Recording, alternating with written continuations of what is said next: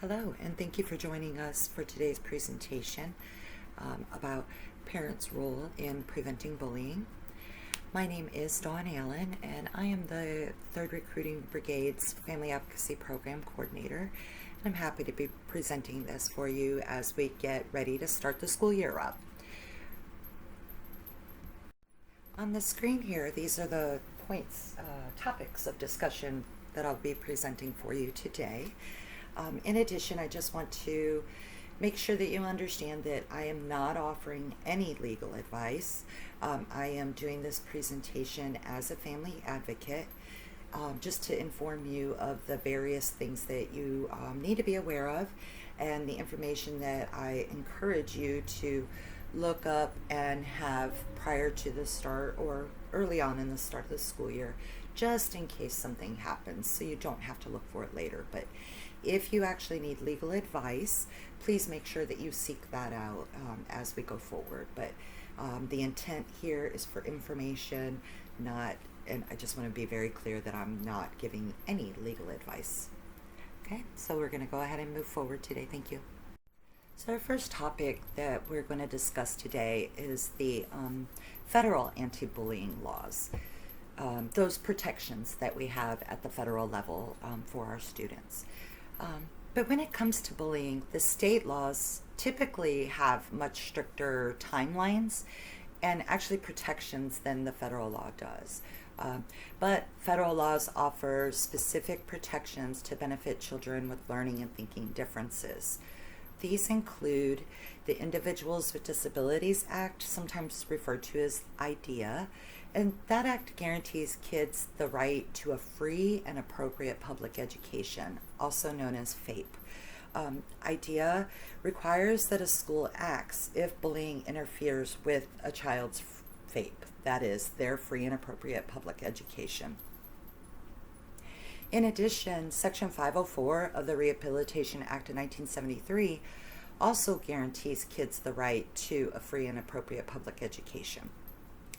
Kids who are covered by Section 504, and if bullying interferes with FAPE, the school is required to act. Section 504 and Title II of the Americans with Disabilities Act, also referred to as the ADA, they both of these prohibit discrimination at school against kids with disabilities, and that includes kids with learning and thinking differences. So when kids are bullied because they have a disability, by federal law, the school must act. The difference in how federal laws may protect your child can be confusing, but it really boils down to two key situations. Number one, bullying that leads to a child being denied a free and appropriate public education.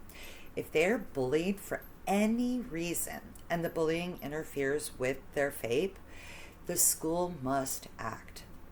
Kids with IEPs and 504 plans are covered by these laws. And then point two, bullying that is literally based on a child's disability, and if that bullying causes a hostile environment, which means that the bullying is serious enough to cause the child to not participate in some aspect at school, the school is required to act, and any child with a disability is covered. And keep in mind that, we often don't think of things like ADHD or depression or complex PTSD as things that are considered disabilities.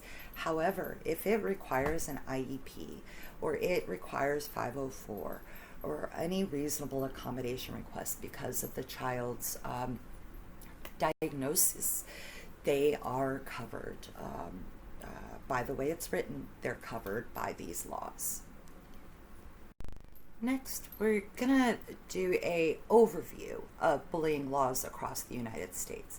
Now, we're all throughout USEREC, so we cover the 50 states in the recruiting footprint. So it's really difficult for me to go down and dirty into each state's laws. So what I've doing here is giving you guidelines of things to look for, as well as the website. On the next slide, I will actually give you a website to go to look at your state's specific laws in regards to bullying, cyberbullying. Okay? So just as we begin, there are 4 things that we kind of look at on this website, and those are the most important things of information and things that we need to know about the current status of the legalities of bullying in your state. So as you are looking at the columns on the website, these are just things to be aware of. So there are some states, back up. Criminal sanctions, state to state, will be the first thing that we discuss. And all states have various criminal laws that might apply to bullying behaviors, and that just depends on the nature of the act. So, for example, if someone is physically hurting another person, assault statutes might apply.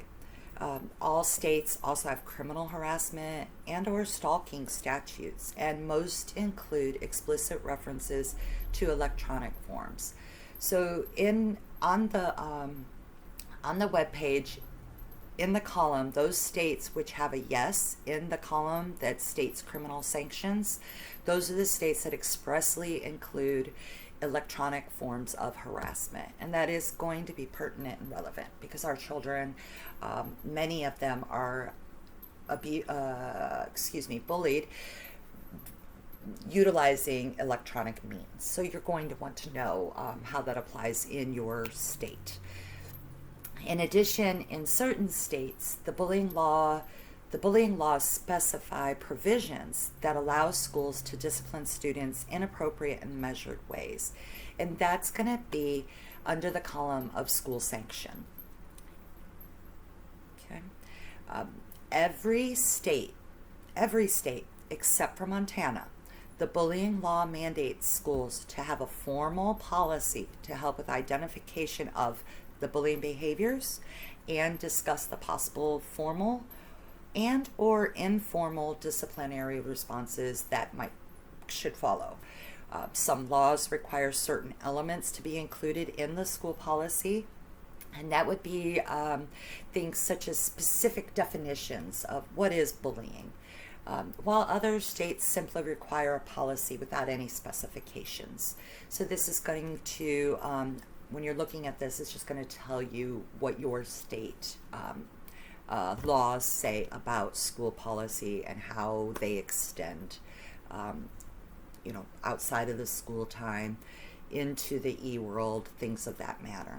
Okay, and then off campus, federal case law, according to all of the resources that I've done all the studying for this training on, but federal case law, it is stated that it allows schools to discipline students for off-campus behaviors that result in a substantial disruption of the learning environment at school.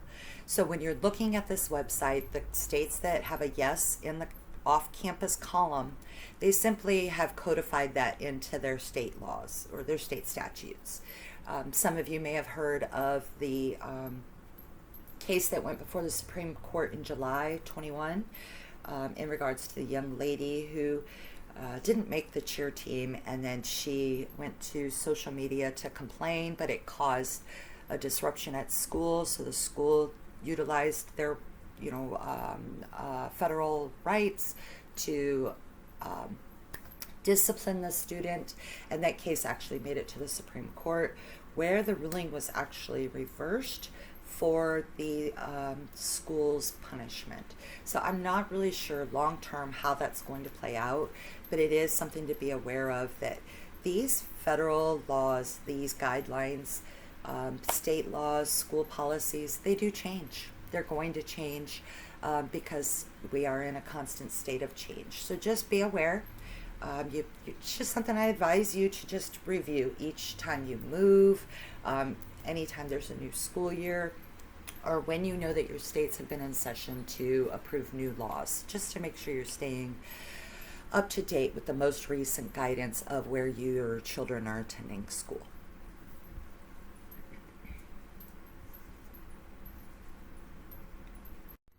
So as stated on the previous slide, this is the web link to the website that it really does a good job of outlining the state laws and little details and whatnots. So that website is actually cyberbullying.org/bullying laws. As you look at your state law and your school policy, there's some things that you just want to keep in mind as you go through these things. So be aware of how the law defines bullying. Are there any specified examples of bullying listed in the law? That could be very relevant and pertinent to your specific situation. So you want to be aware of those things. Does your law cover cyberbullying or bullying outside of school hours? And then this one's very important. How does the law and the school policy dictate how you report bullying? You need to be aware of those things. Does the law require that the school reports bullying? Is there a timeline for the school to investigate bullying? Is there a timeline for the school to take action to stop bullying? What penalties does the law have if a child is bullying? What happens under the law if the school can't or won't stop bullying? Does the law require that the school is to train its staff on how to stop and intervene and prevent bullying? And then finally, for this slide specifically, what services are available if your child is bullied? And that, again, that's looking at your school policies and your state laws. It's just information that you're going to want to be aware of prior to having any issues. And I say prior to having any issues because once something happens, we get emotionally charged, and sometimes it's hard to gather information, just depending on how your brain works.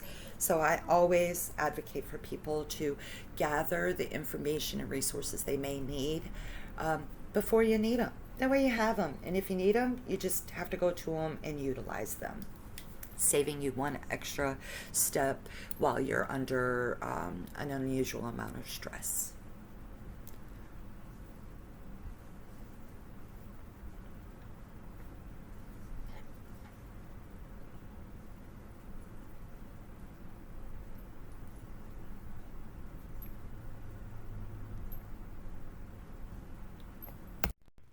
Now, on paper, laws against bullying are really clear. However, in practice, they can be kind of tricky. But when schools have to investigate bullying is a very tricky area. Law says that if the school knows about bullying, it must act. But what happens if there is no formal complaint? According to federal and most state laws, if a school even suspects bullying, it is required to investigate. So, for example, if a teacher sees a kid making fun of another child because that child can't read, the teacher must report it. The school must look into the situation, even if the child hasn't said anything. Okay. Another tricky area is what officially counts as bullying. Not all conflict is bullying, and there really can be a difference between bullying and teasing. So how does the school decide if something is severe enough to be defined as bullying? In this case, a school really should look at the definition and the examples of bullying within its state anti-bullying law. In general, state laws have broad definitions that cover many kinds of unwanted and aggressive behaviors. So you may disagree with the school about whether something is bullying. If that happens, let the school know in writing why you disagree. The federal law is narrower. There is no black and white there is no black and white rule in the federal law to decide whether bullying is serious enough to affect a child's education.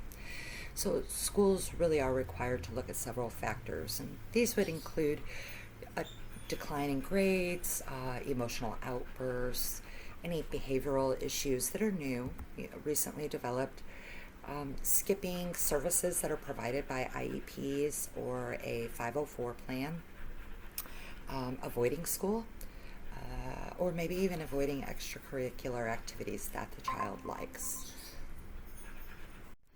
On this screen, I do have a list of warning signs of children who may be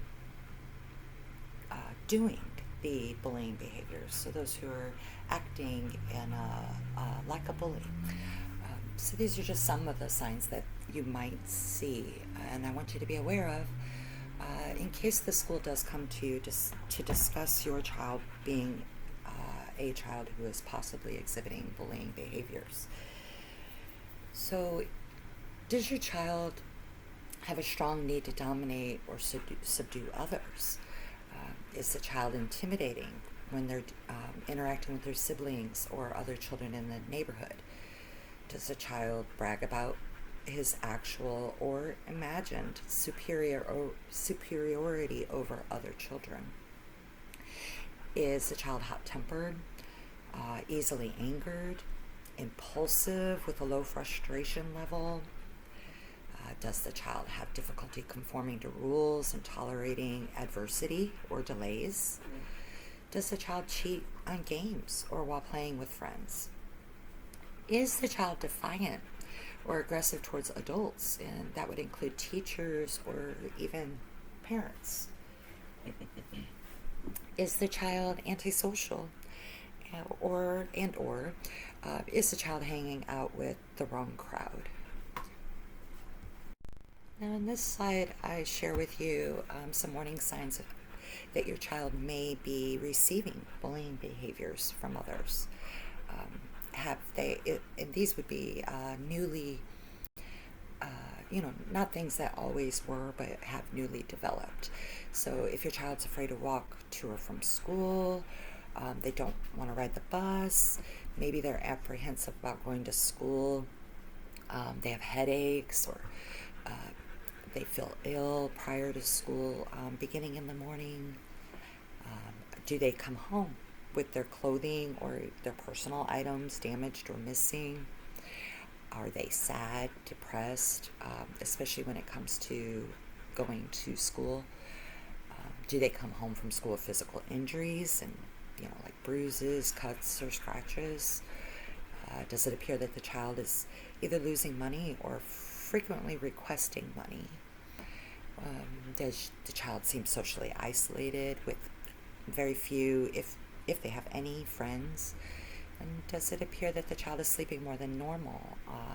Or maybe the child appears more tired than normal, or as if they haven't gotten enough sleep? Those are all warning signs that your child may be being bullied.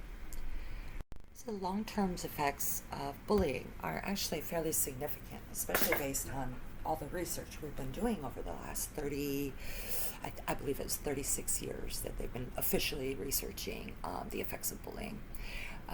But essentially, bullying does have long-term effects. Kids, they're in childhood, whatever age that they are within childhood, and really having any constant fear, it has a large impact on some children. So we just want to be very aware that it does have long-term effect. Some kids lose their self-esteem, suffer from depression, anxiety, turn to drugs or alcohol. Some even do begin self-harming behaviors. And unfortunately, there have been suicides that were tied back to children being bullied. So what we need to keep in mind is that our children and our teens, they look to us, the adults, their parents, for protection and advice. A lot of adults think bullying are going to toughen kids up, or that it's a rite of passage. And, there was a time in our history where that was true, and it was hard to argue with, but it is not like that anymore.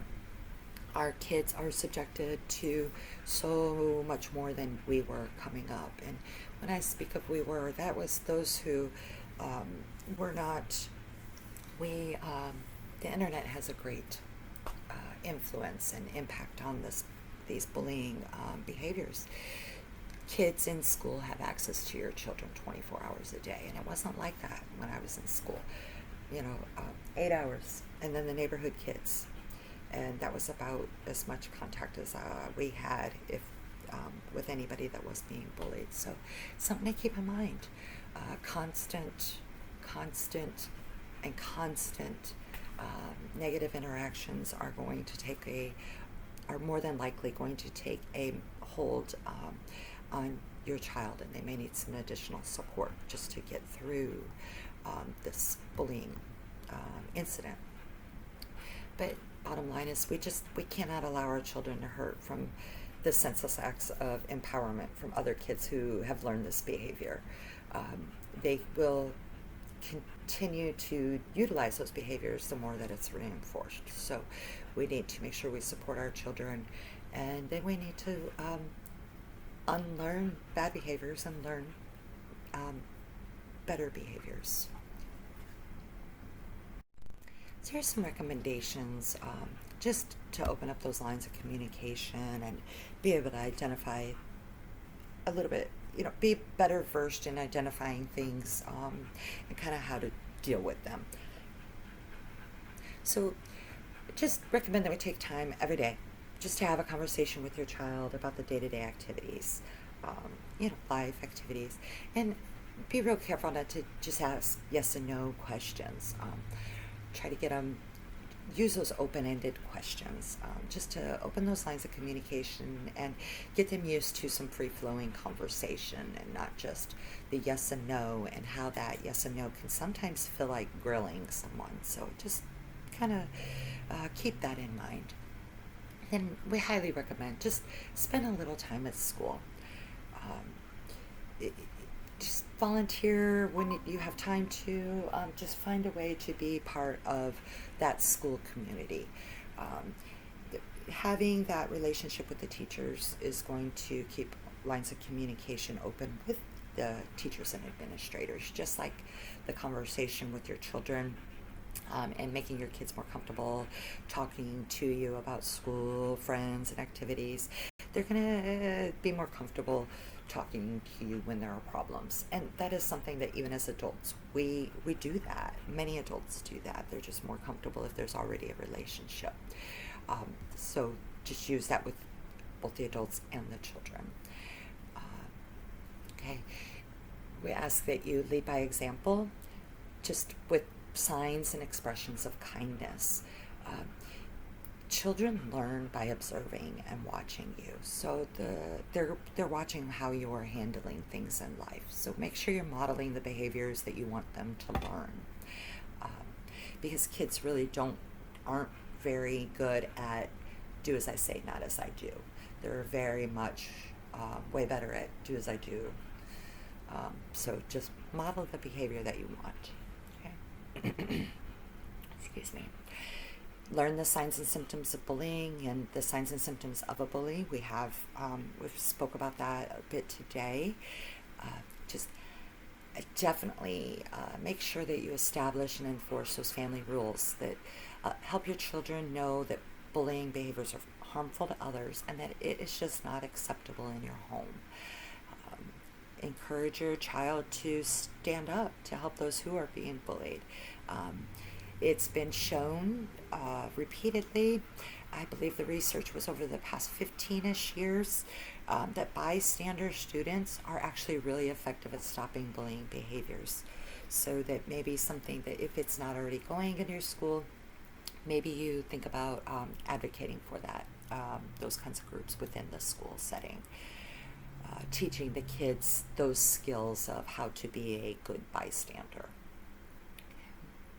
And then definitely recommend that you teach your children about cyberbullying and the impact of sending those mean, cruel, threatening internet messages, and including how those things follow us throughout life.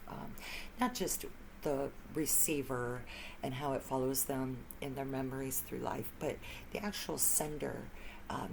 The internet all of those things stay in the cloud in some way, shape, or form. So they will follow them through adulthood in one way, shape, or form. So just want to make sure that they're aware of those things as well. So if you want to stop the bullying, it really is not a good idea to approach the bully's parents. It really is the job of the school or the police if the offense is of a criminal nature. Now, I've actually seen this in action when I did work in child and youth services. I had a conversation with an instigating parent, the child that was exhibiting bullying behaviors parent, about what the behaviors were, what our expectation was, and how we would be proceeding within our program. And then, of course, we had to report it to the child who received the bullying behaviors that had occurred, and we had discussed what our plan of action was going forward. Now, of course, the child told their parent who the kid was that did the bullying behaviors, and when they went out to the car, both parents were actually in the parking lot. Child of receiving behavior approached child of giving behavior, and with the intent of having a discussion. I had told the parent we would handle it, advise them to not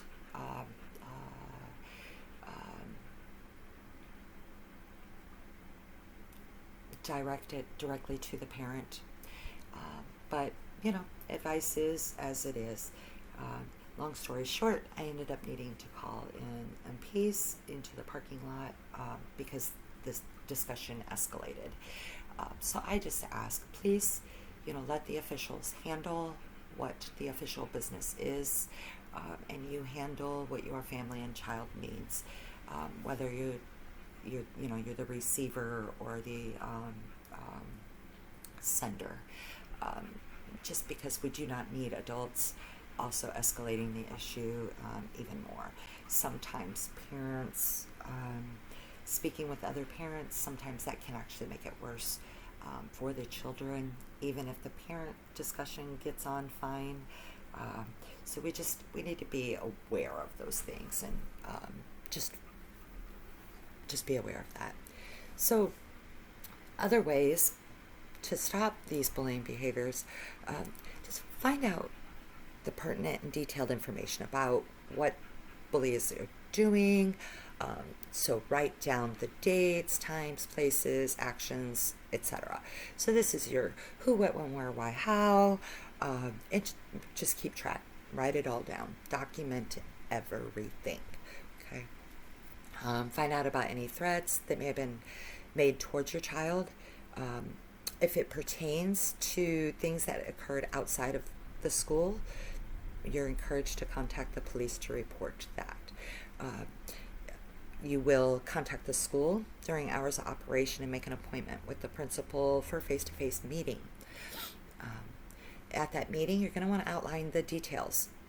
And you're going to need to be very careful to stay in the moment, not to be angry, not to be very emotional.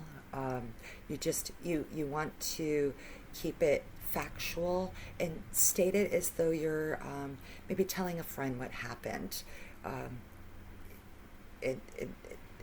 You don't want to be angry about that. Perception may be skewed depending on how the information is being delivered, because we are all human beings. Okay. Make sure you get a copy of the school's anti-bullying policy, just to determine if the bully violated an actual school policy. Again, I encourage you to have this information and know it prior or as close to the start of the school year, just so you're not looking for things if you need it later. Okay. When you do meet with that school principal, you are there to tell your child's story. You are there to advocate for your child and ask for assistance. So you're going to relate the facts, leaving your emotions out of it. If you feel like the bully has violated any of the school's anti-bullying policies, make sure you bring that up in a calm and collected manner within the conversation. And then just make sure that you ask what you can do with the school to stop the bullying. Make sure you write down everything that is said and agreed to between yourself and the school representative, because you're going to hold them accountable for it. And you don't want to forget the details when you do get back home. And then once we're done with the meeting, right, once you get back home, I highly encourage you to send a thank you letter to the principal, recapping what he or she said and agreed to, and include the Bullying Prevention Bill of Rights for parents and students. You can copy and paste it onto your own letterhead, and what this does is it puts the principal on notice and alerts them that you are watching for a resolution to the problem. And I do have a sample of that on the next slide for you to take a screenshot of. Or you can simply, later on in the slideshow, I have a link to the resource, or you could just put it in your search engine, Bullying Prevention Bill of Rights for Parents and Students, and it'll come up in the general search. So you want to do check-ins with your child just to see if the bullying stops, and then just follow up with the principal. Let them know, keep them abreast of the situation as well. If the harassment does continue documenting everything. If it is continuing, you're going to want to file a notice of harassment, and documatica-forms.com/bullying. It's on the page there. It does have templates that you could utilize for this purpose as well. But know that you may have to move up the chain of command within the school system, maybe going to the superintendent of school. You might need to go to the Board of Education and possibly state or federal authorities. Just keep climbing if you're not getting the result that you need for your child, because it's imperative. Okay. If your child has actually been threatened, call law enforcement.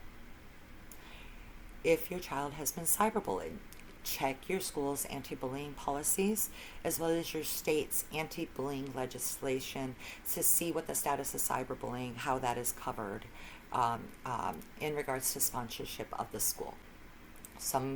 In some states, it is the school's responsibility, whether it happens on or off campus. In other states, it is the local authorities' policy. So you're going to want to know what it is in your state. But regardless, if cyberbullying is covered under the sponsorship of the school, you report it to the school as well as reporting it to the police and your internet service provider. If it happened on a social media website, report it to that website. Truly, wherever it is taking place. So if it's happening on YouTube or in the latest video game everybody's playing, just report it wherever it is happening.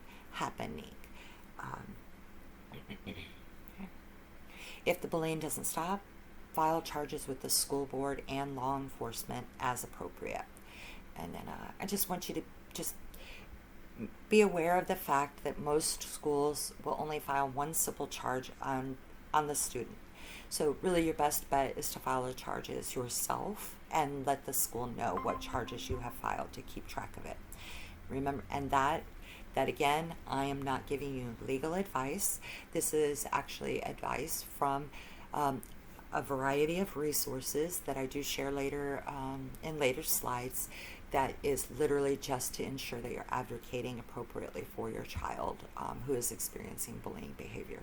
So this is advocacy advice, not legal advice.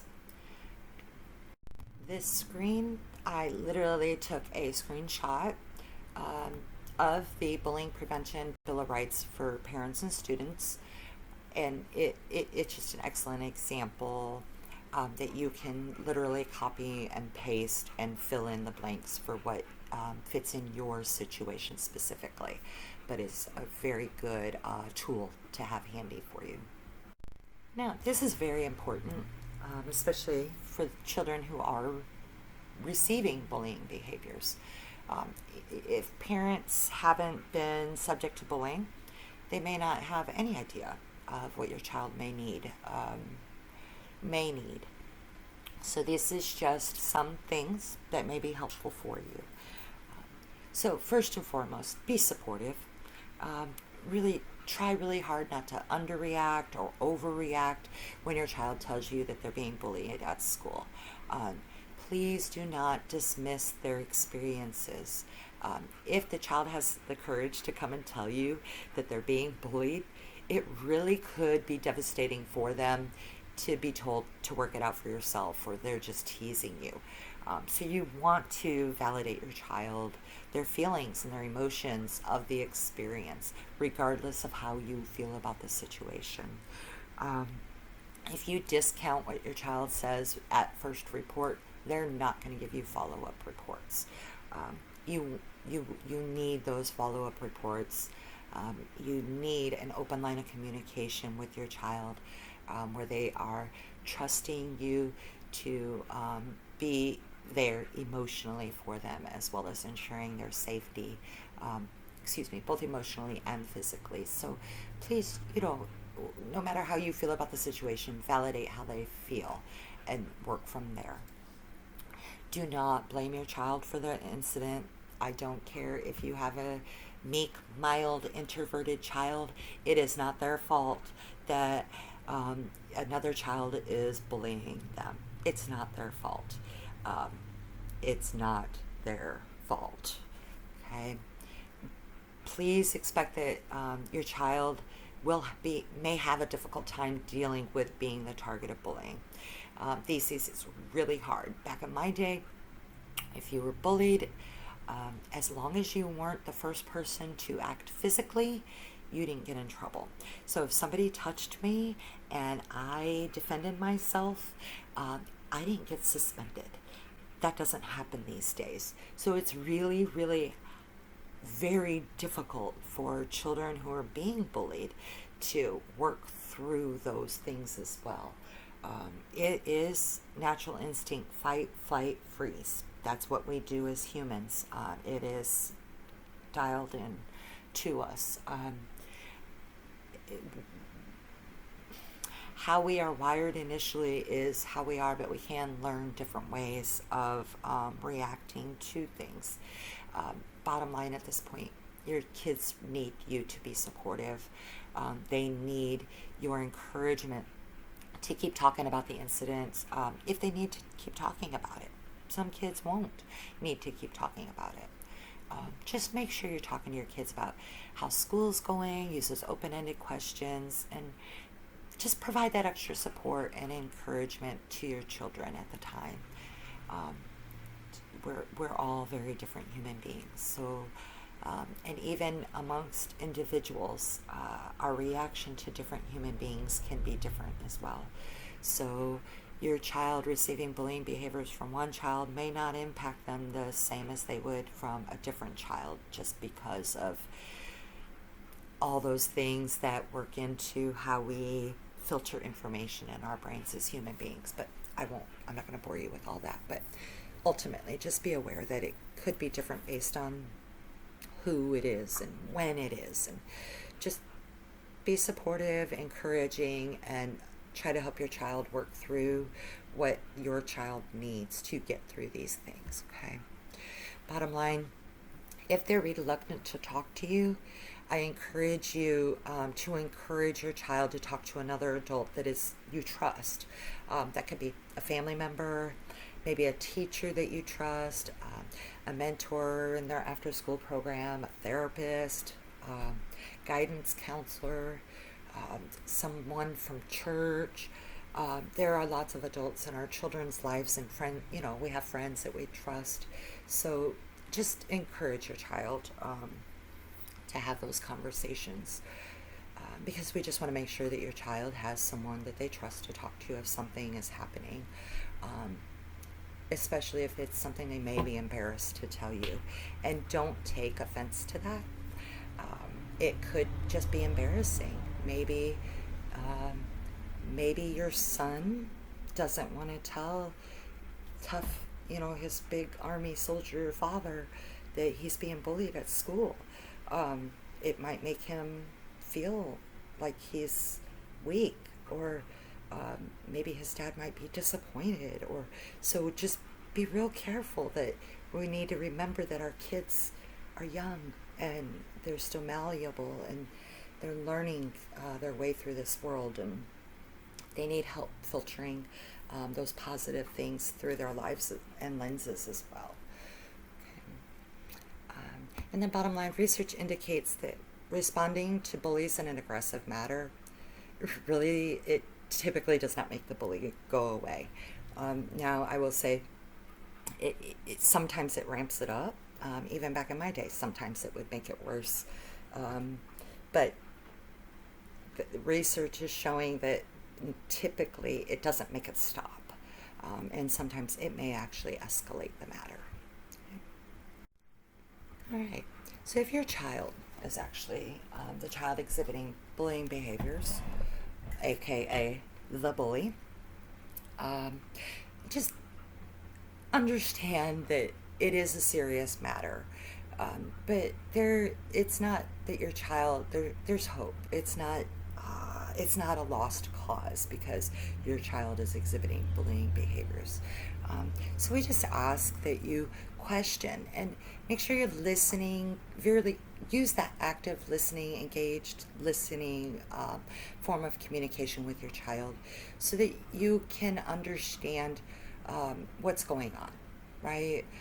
You want to know why your child is exhibiting those bullying behaviors, and once you know, you may need help from the school to help you sort through those behaviors, because it could be things going on in school that are exacerbating situations. But just know that you need to have the discussions with the school, with your child, and you just need to make it really clear with your child that it is not acceptable to bully other children or other people, and that the expectation is to stop. If they're having any incidents, maybe they have a hard time communicating when they're anxious or when something doesn't bother them, and they don't know how to have the conversation about somebody's not doing something that they don't like. That actually could possibly lead to them acting out as a bully would, when indeed it's just they need some communication skill building, and maybe it wouldn't be exasperated, or they wouldn't then get so frustrated that they're lashing out at others. So just having heartfelt, honest, good conversations with your children may be enough to get a good hold on what's going on in your child's mind, so that you can help them be better equipped to help them with whatever the challenge is. And this discussion has mostly centered around bullying in general, and here and there I've mentioned cyberbullying, not in great detail, but we know that it occurs. But I just real quick want to just give you a few tips on avoiding or how to handle if your child is experiencing cyberbullying. Okay, so just in order to help prevent that, or to just decrease the possible incidence of cyberbullying, we ask that computers are in a shared location, keeping in mind that your smartphones, I understand, those are computers as well, but it's really hard to keep them in an area where they could be supervised. So the advice that I have to you is, you are the parent. You do need to be looking at their cell phones, and you do need to keep up with technology enough so that you understand how to find hidden apps, so that you understand how children can be doing things that you can't readily see that they're doing on their cell phones. And we do offer courses in those. So just, keep up with our Facebook page as always, so that you're aware of upcoming courses. And honestly, if you want something one-off, and before we have it scheduled, please just let us know so we can go ahead and get that going. We have that, so it wouldn't take much to just throw an updated version back out again. So no worries there. But bottom line is you need to, we highly, highly, highly encourage you just to do the monitoring of the computers, of those phones, tablets. I'm not super well versed in smartwatches. I have a feeling just understanding other technologies pretty well, that there are ways that even within smartwatches the apps could probably be hidden and interacted with. So those are also things that you just, unfortunately, you're gonna need to be aware of. And we do try very hard at the SFAB at USEREC to keep up with technology so that we can put it out to y'all, to help us all stay aware of what's going on so we can help prevent these things with our children. But we do also recommend that you establish and enforce limits for the amount of time that they spend on the computer or their phones. And that's not just that, limiting screen time in general, but this is also, it just adds to anxiety and stress in many different avenues. So just like we as adults, I've had reports from people, we'll say it like that, especially when we were at peak COVID and everybody's pretty much teleworking and working via computer, that it did increase anxieties. That human interaction face to face as the human beings that we are, that is very important to us as part of our stress management. I want to say remedies, but that is not the correct word, but we're going to go with that and keep going. But just know that screen time, computer time, being bombarded with marketing and negative news and all of that it's not healthy for us as human beings. So we do need to limit that, both for ourselves and our children. Kids aren't always going to understand right now, but that's okay. It's okay.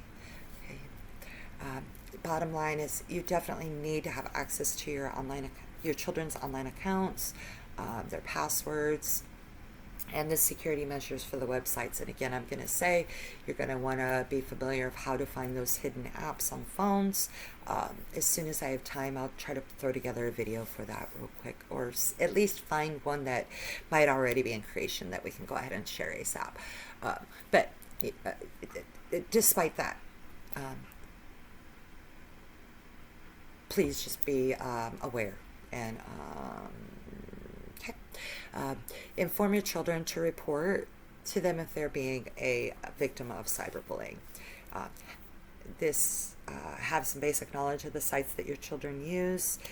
When I say child, I'm speaking 0 to 18. Honestly, I would take it up to age 24 at this point, but definitely up to 18. Have conversations to discuss online chat rooms, things that are appropriate for them to post on those sites. And yeah, I'm sure you're having conversations like this already about OPSEC. So just go ahead. It's okay to keep our children safe in many different ways. So I definitely want to encourage you to do that. Okay. And then finally, take that time to sit with your child while they're working online or communicating online. And that could be via computer. Or I know some kids were using tablets to, do their teleschooling. But regardless of how your child accesses the internet, just spend some time alongside them, working alongside them, so that you can supervise what's also going on. And then I just want to reiterate one more time, that in most areas the school district does have the responsibility for all bullying, including cyberbullying. And that is definitely true when the bullying disrupts or interferes with the orderly operation of the school, or the the rights of other students. So just wanted you to be aware of that again, or give you that reminder. So when I have discussions with parents in regards to bullying, or their child having been bullied, I would say the big thing that seems to occur when our children are bullying is that it is a big blow to their confidence. So through the years, some things that have been advised by myself, and then I, of course, reached out to the other family advocacy program coordinators through USEREG just to make sure nobody had any other good ideas to share with y'all of great resources or ways to rebuild or build our children's confidence. And these are some of them. Self-defense classes. I know that I have watched, actually, when I worked in CYS, during the summertime, we would have our martial arts instructor just offer a 1 week self-defense course.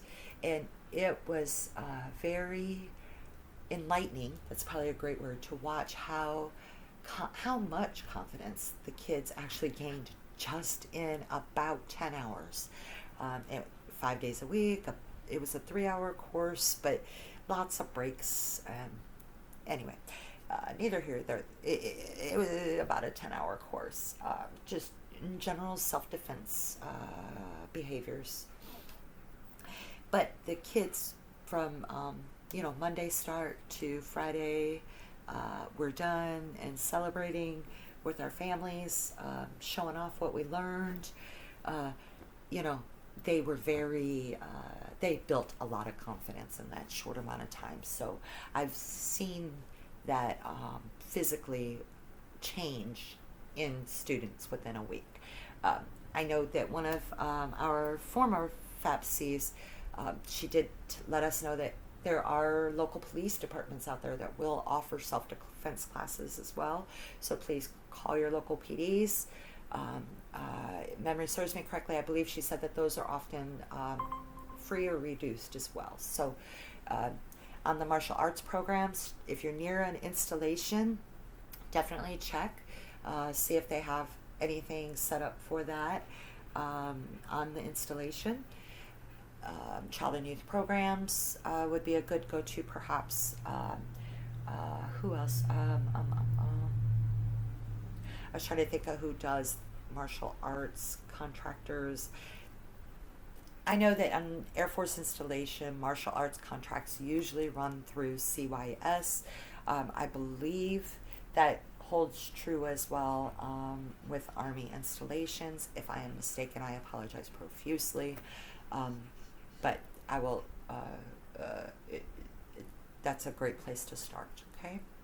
And then I also know that I've seen, when I worked for the YMCA, the one I worked at years ago, it's been 20 years ago, we did offer self-defense courses regularly. And they would be adult courses, child courses, it just depended. So I know that there are many local YMCAs out there that also offers self-defense courses, okay? And then just some general self-esteem building things. One of the strongest indicators of a confident, healthy, normal child is parents who are positive and supporting, who offer positive and supportive relationships. And that's not just those parental relationships, but all those relationships, the family relationships that you have, your church, your friends, all those people that you allow to have a relationship with your child. If you have positive and supporting relationships for your child will have a healthier self-esteem.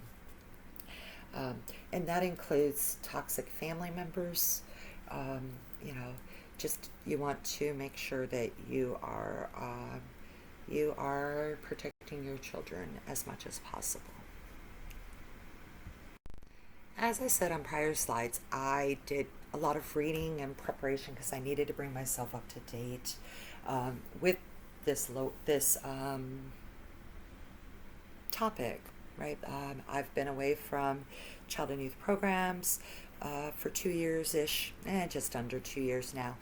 But I am in an advocacy role.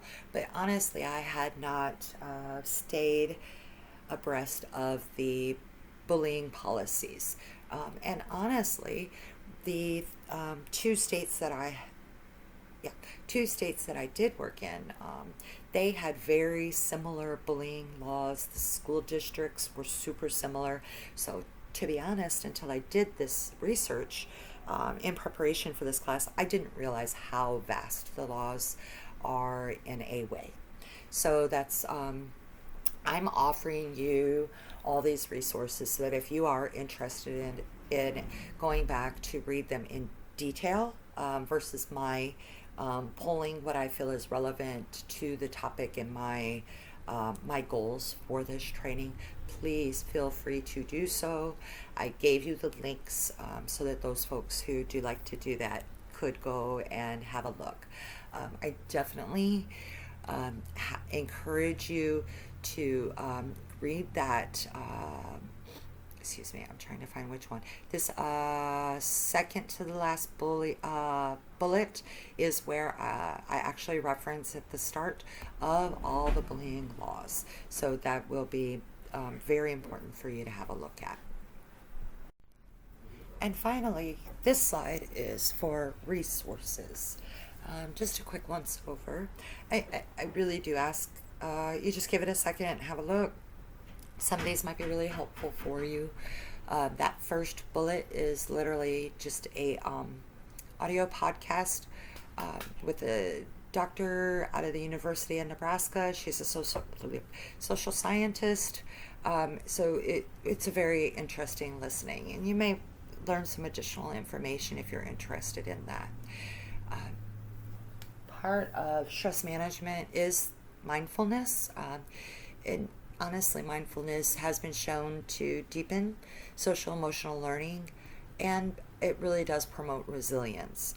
It just helps children become more aware of their feelings and allow them to learn additional ways to cope with that stress. So I did share a link there that may be helpful as well.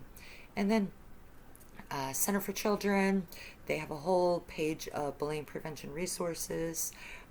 That Parenting Connect is a really good resource for parents with teens, obviously, in regards to bullying.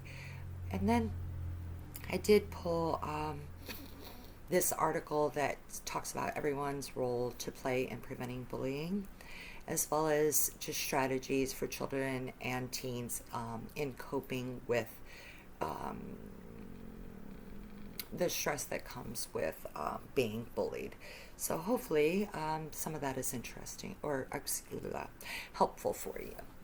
So thank you again for giving us a listen.